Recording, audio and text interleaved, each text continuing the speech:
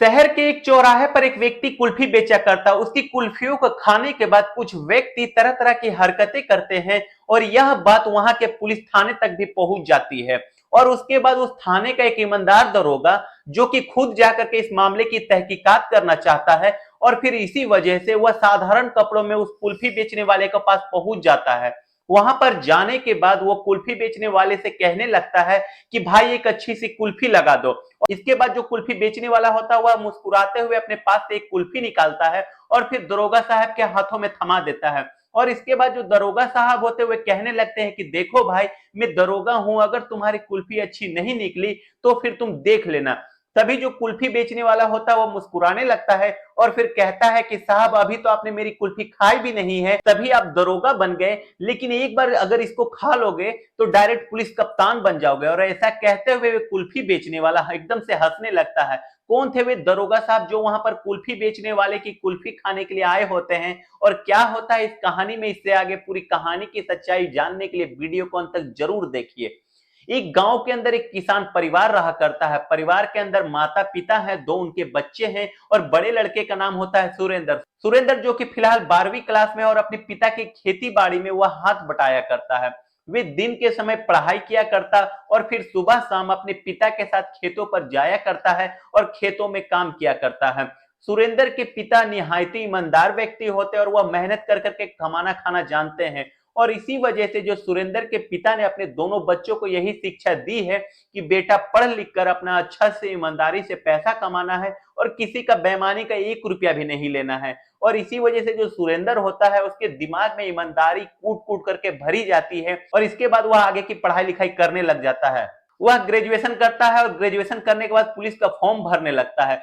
Police का form भरने के बाद कुछ दिनों बाद उसकी पुलिस में नौकरी लग जाती है और वह पुलिस में ड्यूटी करने लगता है।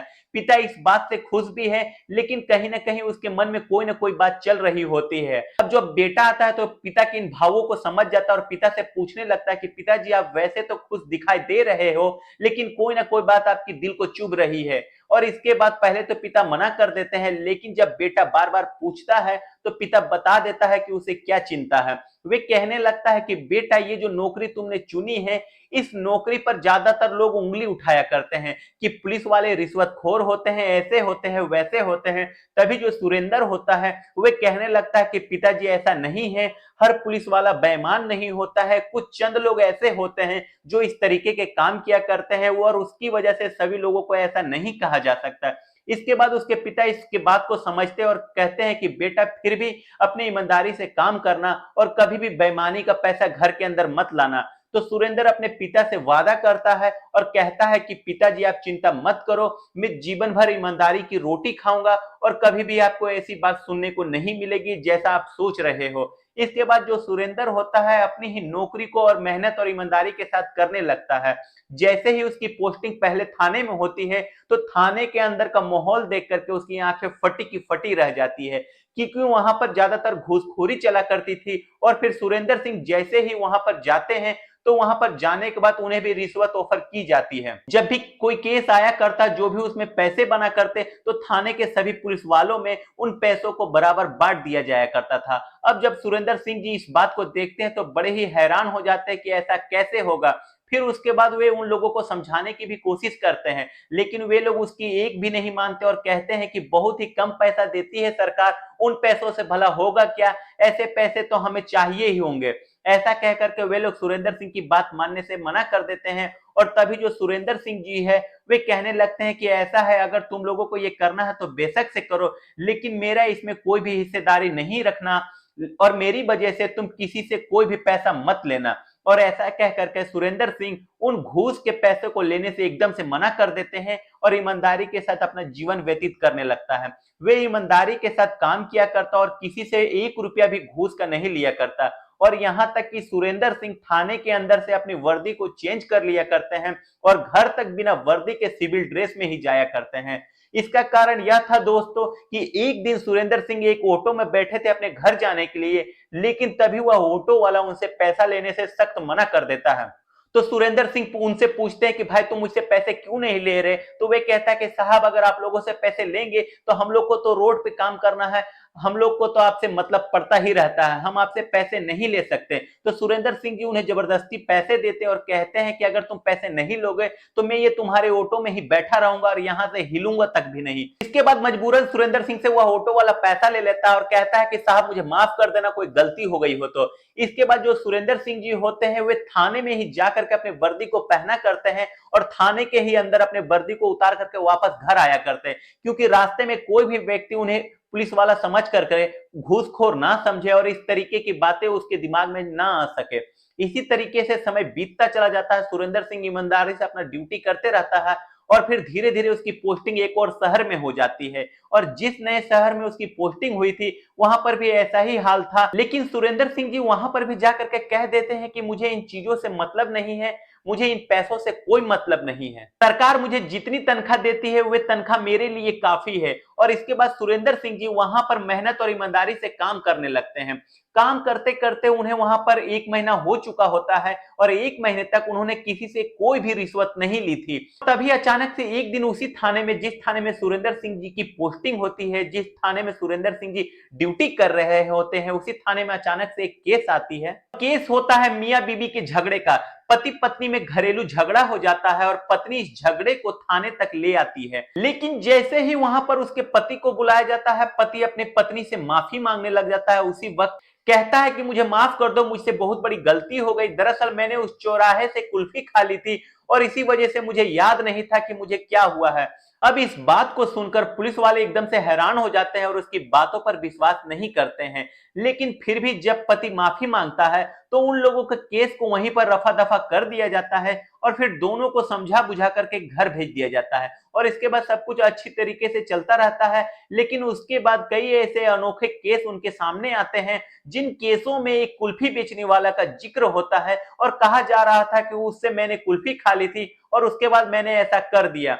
अब जब ऐसी केसें बार बार आती, कम से कम 10 से 12 केस ऐसी आती है जिन केसों में किसी न किसी लड़ाई कर दी और लड़ाई का कारण वो कुल्फी खाना बता रहा था, तो सभी बातों को देख करके जो और पुलिस वाले होते हैं इनको नॉर्मल सी कहानी समझते हैं कि कोई व्यक्ति जुर्म से बचने के लिए पुलिस के डर की वजह से एक कहानी सुना रहा है। लेकिन सुरेंद्र सिंह जी को ये बात कहीं ना कहीं खटक जाती है, क्योंकि सभी केसों के अंदर एक ही कुल्फी वाले का जिक्र होता है और इसके बाद सुरेंद्र सिंह जी इस बात के बारे में गहरी सोच विचार करने लगते हैं और पुलिस वालों से इसका जिक्र करते हैं। तो पुलिस वाले कहते हैं कि अरे साहब ऐसा नहीं होगा, वे लोग कहानी बना रहे हैं ताकि उन लोगों पर कोई बहाना हो सके जिस बहाने से वे लोग इस केस से बच सके, और इसी वजह से वो कहानी बना रहे हैं और आप उनकी कहानी पर विश्वास कर रहे हो, ऐसा कुछ भी नहीं है। ऐसा कह करके पुलिस वाले मना कर देते हैं। लेकिन सुरेंद्र सिंह जी बार बार इसी बात के बारे में सोच रहे होते हैं कि आखिरकार इतनी सारे लोग एक जैसी कहानी भला कैसे बना सकते हैं। इसके बाद सुरेंद्र सिंह जी थाने से निकलते हैं और सिविल ड्रेस में और फिर सीधा अपने घर पहुंच जाते हैं। वहां जाने के बाद जब वे रात के समय आराम कर रहे होते हैं तो आराम करते करते उस कुल्फी वाले के बारे में सोचने लगते हैं।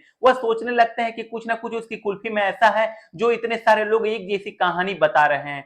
तो जो सुरेंद्र सिंह जी होते हैं वे सोचते हैं कि पहले पुलिस वालों को बताऊंगा और उसके बाद देखता हूं कि कोई मेरे साथ चलता है कि नहीं। ऐसा ही सोच करके वे आराम करने लगते हैं। दूसरा दिन सुबह होता है। सुबह सुबह सुरेंद्र सिंह जी दोबारा से थाने पहुंच जाते हैं और वहां पर अपनी वर्दी पहन करके ड्यूटी करने लगते हैं। उन पुलिस वालों से वे कहने लगते हैं कि देखो एक जैसी कहानी सभी लोग क्यों बनाएंगे, क्योंकि ज्यादातर लोगों में वही कहानी बनाई है, हो सकता है कि उस कुल्फी वाले में कोई ना कोई गड़बड़ जरूर हो। तो जो पुलिस वाले होते हैं वे सुरेंद्र सिंह जी की बातों को हल्के में लेते हैं और फिर उनसे कह देते हैं कि ऐसा कुछ भी नहीं है, ये केवल आपका वहम है। इसके बाद जो सुरेंद्र सिंह जी होते हैं वे खुद इस बात की तहकीकात करना चाहते हैं और जैसे ही शाम का समय होता है वे थाने से निकलते हैं साधारण कपड़ों में और सीधा उसी जगह पर जिस जगह के बारे में उन लोगों ने जिक्र किया था वहीं पर सुरेंद्र सिंह जी पहुंच जाते हैं और वहां पर उन्हें वही कुल्फी वाला दिखाई दे जाता है। वहां पर जाकर के सुरेंद्र सिंह जी उस कुल्फी वाले से कुल्फी देने के लिए कहने लगते हैं। तभी जो कुल्फी बेचने वाला होता है वो मुस्कुराते हुए कुल्फी एक निकाल करके सुरेंद्र सिंह जी को दे देता है। तभी जो सुरेंद्र सिंह जी है वे उस व्यक्ति की तरफ देखते हैं और फिर उनसे कहने लगते हैं कि देखो अगर तुम्हारी कुल्फी अच्छी नहीं हुई तो फिर तुम देख लेना, मैं यहाँ का दरोगा हूं। अब इस बात को सुनते ही जो कुल्फी बेचने वाला होता है वह एकदम से हंसने लग जाता है और हंसते हुए कहता है कि साहब अभी तो आपने कुल्फी खाई भी नहीं है, अभी से आप दरोगा बन गए, लेकिन एक बार आप अगर मेरी कुल्फी खा ली उसके बाद डायरेक्ट आप एसपी बन जाओगे। इस बात को कह करके वह कुल्फी बेचने वाला एकदम से हंसने लग जाता है और यह बात सुनकर जो सुरेंद्र सिंह जी होते हैं वह थोड़े से हैरान हो जाते हैं और सोचने लगते हैं कि ये कह क्या रहा है। इसके बाद सुरेंद्र सिंह जी उस कुल्फी को खा लेते हैं और फिर उसके बताए गए पैसे को दे करके वहां से चले जाते हैं। कुल्फी का टेस्ट एकदम साधारण होता है, कोई भी कैसी भी दिक्कत नहीं होती है और जैसे ही सुरेंद्र सिंह जी अपने घर तक पहुंचते हैं धीरे धीरे, तो घर जाते हुए उन्हें महसूस होने लगता है कि इस कुल्फी में ऐसा क्या है जिसकी वजह से लोग शिकायतें किया करते हैं। और इसके बाद सुरेंद्र सिंह जी वहां से सीधा आराम करने के लिए अपने बिस्तर पर चले जाते हैं और फिर आराम करने लगते हैं। घर वाले जब उनसे इस सब का कारण पूछते हैं तो वो कह देता है कि आज मैं बाहर से खाना खाकर आया हूं, आज मैं खाना नहीं खाऊंगा और मैं थका हुआ हूं, मुझे आराम करना है। ऐसा कह करके दरोगा साहब आराम करने लगते हैं और धीरे धीरे रात निकल जाती है और दूसरे दिन की सुबह हो जाती है। सुबह सुबह सुरेंद्र सिंह जी अपने घर से तैयार होते हैं और तैयार होने के बाद सीधा थाने में पहुंच जाते हैं। थाने में जाने के बाद वे सभी पुलिस वालों को उस कुल्फी वाले के बारे में बताते हैं और कहते हैं कि मुझे पता चल गया है उसकी कुल्फी में ऐसा क्या है जो सभी लोग उसकी कुल्फी को खाने के बाद इधर उधर लड़ाई कर दिया करते हैं। तो पुलिस वाले उनसे पूछने लगते हैं कि ऐसा क्या है उसकी कुल्फी में, तो वे कहने लगता है कि उसकी कुल्फी में कुछ नशे का सामान है जिसको खाने के कुछ देर बाद नशा होता है और उस नशे को करने के बाद आदमी इधर उधर घूमने लग जाता है। अब पुलिस वाले सोचने लगते हैं कि ऐसा कौन सा नशा होगा जो काफी देर बाद होता है और क्या चीज वे अपनी कुल्फी में मिलाता है। तो जो पुलिस वाले होते हैं वे भी इस बात को जानना चाहते हैं और इस बात की जिज्ञासा आज उन पुलिस वालों को सुरेंद्र सिंह जी के साथ लेकर के उस कुल्फी वाले की तरफ खींचने लगती है। सुरेंद्र सिंह जी अपने पुलिस वालों के साथ सीधा उस कुल्फी वाले के पास पहुंच जाते हैं और वहां पर जा करके वो उसे पकड़ लेते हैं और पकड़ने के बाद उससे पूछने लगते हैं कि हाँ भाई क्या मिलाते हो तुम अपनी कुल्फी में, ये बताओ जो इतनी सारी शिकायतें तुम्हारी आ रही है। अब जैसे ही वो कुल्फी वाला देखता है ये तो वही व्यक्ति है जिसे शाम के समय मैंने कुल्फी खिलाई थी, तो एकदम से हाथ जोड़ने लगता है और उनसे माफी मांगने लगता है। वे कहता है कि साहब मुझसे गलती हो गई, मुझे माफ कर दो और आगे से ऐसा कुछ नहीं होगा। ऐसा कहते हुए वो पुलिस वाले के सामने गिड़गिड़ाने लगता है, लेकिन तभी सुरेंद्र सिंह जी उसे रोकते हैं और कहते हैं कि हाँ भाई ये बताओ तुम मिलाते क्या हो अपनी कुल्फी में जो इतनी देर बाद हमें नशा हो जाता है। तो पहले तो वो कुछ बताने के लिए तैयार नहीं होता है, लेकिन जब पुलिस वाले उनसे कहते हैं कि देखो अगर तुम मुझे साफ साफ नहीं बताया तो हम लोगों को तुम्हें थाने ले जाना पड़ेगा और फिर तुम तोते की तरह बोलोगे जो कुछ भी तुम अपनी कुल्फी में मिलाते हो। इसके बाद वो कुल्फी वाला अपने बारे में बताने लगता है और फिर कहता है कि साहब मैं अपनी कुल्फियों के अंदर भांग मिलाया करता हूं। इस बात को सुनने के बाद पुलिस वाले बड़े ही हैरान हो जाते हैं और उससे कहने लगते हैं कि क्यों भाई तुम अपनी कुल्फियों के अंदर भांग क्यों मिलाया करते हो। तो वे कहता है कि साहब मेरी कुल्फी के कुछ लोग दीवाने हुआ करते हैं और ये भांग वाली कुल्फी को स्पेशल खाने के लिए सिर्फ मेरे पास आया करते हैं, लेकिन कभी कभार कुछ नए व्यक्ति भी आ जाते हैं जो इस कुल्फी को खाने के बाद ज्यादा ही नशे में हो जाते हैं और उन्हें पता भी नहीं चलता कि इसके अंदर भांग है और इसी वजह से वो वे और लोगों से लड़ाई कर दिया करते हैं और ऐसा ही कोई केस आपके पास पहुंच गया होगा। अब इस बात को सुनने के बाद पुलिस वाले बड़े ही हैरान हो जाते हैं और फिर उस पर आगे की कार्रवाई करने लगते हैं। सब कुछ देख करके कुल्फी वाला उससे हाथ जोड़ने लगता है और रिक्वेस्ट करने लगता है, कहता है कि साहब मैंने तो आपको सब कुछ सच सच बता दिया है, मुझे छोड़ दो, आगे से मैं ऐसा कुछ भी नहीं करूंगा। लेकिन जो सुरेंद्र सिंह जी होते हुए कहने लगते हैं कि तुम्हें ऐसे नहीं छोड़ सकते क्योंकि तुमने कानून का उल्लंघन किया है, ऐसी चीजें आम जनता को खिलाना एक अपराध है और फिर तुमने अपराध किया है तो इसकी सजा तुम्हें जरूर मिलेगी। तभी वे कुल्फी बेचने वाला कहने लगता है कि साहब मैं सभी को इसे नहीं देता, केवल उन्हीं व्यक्तियों को देता हूं जो पूरी तरीके से मेच्योर होते हैं और बच्चों के लिए मैं अलग से कुल्फी रखा करता हूं।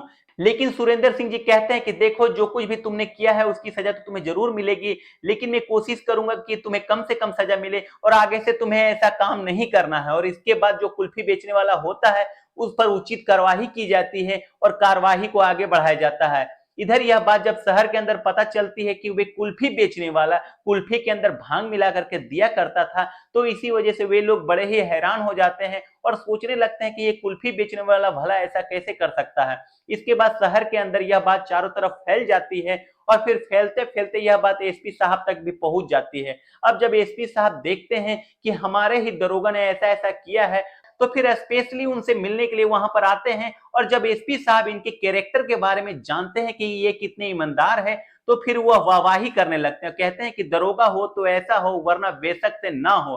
तो दोस्तों ये थी एक ईमानदार दरोगा की कहानी, जहां पर दरोगा साहब को एक जैसे केस मिलते हैं और उसके बाद वे कुल्फी बेचने वाले के पास पहुंच जाते हैं। आप क्या कहना चाहते हो इस कहानी के बारे में? आपकी जो भी राय है कमेंट सेक्शन में लिख सकते हो, और वीडियो अच्छी लगी हो तो चैनल को लाइक शेयर सब्सक्राइब करना ना भूलें। मिलते हैं अगले किसी नए वीडियो में, तब तक के लिए जय हिंद जय भारत।